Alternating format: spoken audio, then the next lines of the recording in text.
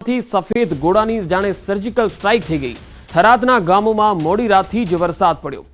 મોરથલ સહિત રાજસ્થાનના સરહદના ગામોમાં કરા પડ્યા। દાંતીવાડા, ધાનેરા, થરાદ સહિત રાજસ્થાનને અડીને આવેલા તાલુકામાં કમોસમી વરસાદ તૂટી પડ્યો હતો। તમે જોઈ શકો છો કે કરા પડ્યા છે। કેટલા કરા પડ્યા છે આ થરાદ અને જે રાજસ્થાન સાથે જોડાયેલા જે વિસ્તારો છે ત્યાંથી આ તસવીરો આવી રહી છે। થરાદમાં મોડી રાત્રે કરા સાથે વરસાદ પડ્યો હતો અને આ કરા તમે જોઈ શકો છો બોર અને જાંબુ જેવા કરા છે। થરાદના ગામોમાં મોડી રાતથી જ્યારે વરસાદ શરૂ થયો ત્યારે કેટલાક વિસ્તારોમાં તો મોટા મોટા કરા સાથે વરસાદ પડ્યો।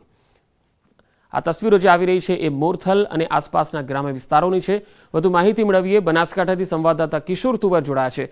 કિશોર, આજે કરા સાથેનો વરસાદ પડ્યો છે એ બનાસકાંઠાના કયા કયા વિસ્તારોમાં પડ્યો છે? પંકજ, ખાસ કરીને બનાસકાંઠાના જે રાજસ્થાન સરહદને અડીને આવેલા ધાનેરા અને થરાદ તાલુકાના જે ગ્રામીણ વિસ્તારો છે તેમાં પણ મોરથલ, જે ગામોમાં મોડી રાત્રે જે વરસાદ પડ્યો હતો તેની સાથે કરા પણ પડ્યા હતા અને કરા સાથે વરસાદ પડતા લોકો રાત્રેના સમયે જાગી ગયા હતા અને લોકોને મુશ્કેલીનો સામનો પણ કરવો પડ્યો હતો અને કરા સાથે વરસાદ ની જે આગાહી કરવામાં આવી હતી હવામાન વિભાગ દ્વારા તે પણ સાચી ઠરી છે। ખાસ કરીને થરાદ તાલુકાના મોરથલ, અને ધાનેરા તાલુકાના પણ અનેક એવા ગામો છે જે રાજસ્થાનને અડીને આવેલા છે। ત્યાં મોડી રાત્રિ દરમિયાન કરા સાથે જે વરસાદ થયો હતો અને આ કરા મોટા પ્રમાણમાં જે કરાઓ પડતા ખેડૂતો પણ મુશ્કેલીમાં મુકાયા છે। પંકજ, કિશોર, હાલ પણ મોરથલ અને થરાદ સહિતના વિસ્તારોમાં વરસાદ પડી રહ્યો છે કે વરસાદે વિરામ લીધો છે? પંકજ, વરસાદે તો અત્યારે તો વિરામ લઈ લીધો છે, પરંતુ હજી પણ જે વરસાદી વાતાવરણ જોવા મળી રહ્યું છે। કાળા ડિબાંગ જે વાદળો છે આ તમામ વિસ્તારોમાં જોવા મળી રહ્યા છે। કાળા ડિબાંગ વાદળોને લઈને અત્યારે પણ જે ખેડૂતો જે છે તે ચિંતિત બન્યા છે। પંકજ, કિશોર, કયા કયા એવા પાકો છે થરાદ અને ધાનેરા વિસ્તારના કે જ્યાં આ વરસાદને કારણે નુકસાન થઈ શકે? ખાસ કરીને જે લોકોએ પોતાની સિઝનની જે વાવણી કરી હતી અને જે લોકોએ જે પોતાનો જે જળસી છે તે કાઢવાની બાકી છે, જે પાક જે કાપવાનો બાકી છે તેમાં ખાસ કરીને બાજરી અને જુવાર જે છે તેમાં નુકસાન થઈ શકે છે। તો બીજી તરફ કેટલાક ખેડૂતોએ જે અત્યારે વાવેતર કર્યું છે, જે નવું વાવેતર છે તેમાં વરસાદ ફાયદો પણ કરાવી શકે છે। તો આ વરસાદના લીધે જે કેટલાક ખેડૂતોમાં ગમનો માહોલ છે, દુઃખી છે। તો જે લોકોએ અત્યારે વાવણી કરી છે તે લોકોમાં અત્યારે ખુશીનો માહોલ પણ જોવા મળી રહ્યો છે। બનાસકાંઠાના જે આ વિસ્તારો છે ત્યાં બાજરી અને જુવારના પાક જે વધુ થતા હોય છે તો આ બંને પાકનું જેમનું વાવેતર લેવાનું બાકી છે તેમને નુકસાન થઈ શકે છે। પંકજ, ખેતીવાડી વિભાગ દ્વારા કોઈ સૂચના જિલ્લાના ખેડૂતો માટે જારી કરવામાં આવી છે ખરી વરસાદને લઈને?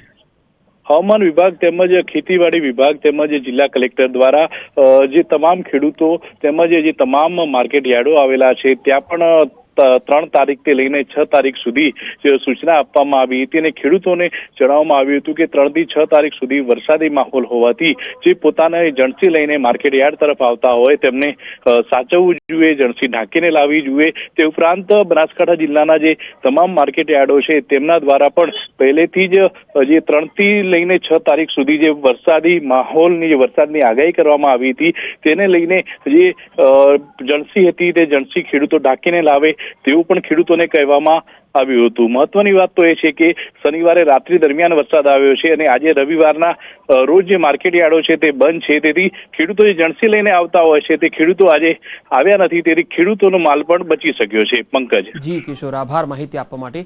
તો આજે તસવીરો આવી રહી છે કરા સાથે વરસાદની એ મોરથલ અને રાહ સહિતના જે બનાસકાંઠા અને રાજસ્થાન સરહદના ગામો છે ત્યાંથી આવી રહી છે। મોરથલ ગામમાં તો તમે જોઈ શકો છો કે કરા સાથે ધોધમાર વરસાદ પડ્યો અને અસંખ્ય કરા પણ તમે જોઈ શકો છો। રાજસ્થાન સરહદના ગામોમાં આ કરા પડ્યા।